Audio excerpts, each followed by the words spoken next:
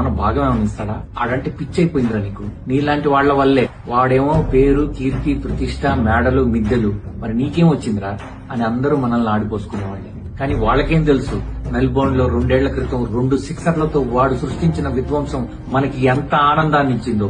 వాళ్ళకేం తెలుసు, హోబార్ట్ లో మలింగాని కొట్టిన చోట కొట్టకుండా 320 రన్లు 40 ఓవర్లలో చేజ్ చేస్తే ఆ క్షణం మనకి ఎలా ఉండిందో వాళ్ళకేం తెలుసు. T20 అంటే ప్రతి ఒక్కడు బాధేస్తాడు.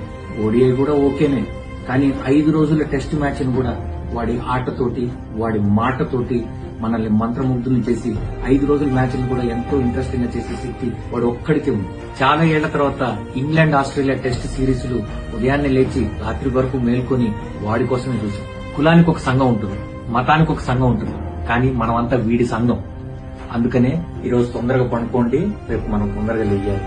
మన డ్యూటీ మనం చేయాలి. మళ్లీ వీడికి 3 మారి ఓడిఐస్ నుంచి కూడా రిటైర్మెంట్ అంటే ఈ డిప్రెషన్ నుంచి బయటపడడానికి ఈ జన్మ సరిపోదు మనకి. వాడి పేరు చెప్పకుండా ఇంత మాట్లాడినా ఇంత కాన్ఫిడెంట్ గా ఎందుకున్నానంటే వాడి గురించి చెప్తే చాలు వాడి సంఘం అంతా ఎగబడిపోతారు.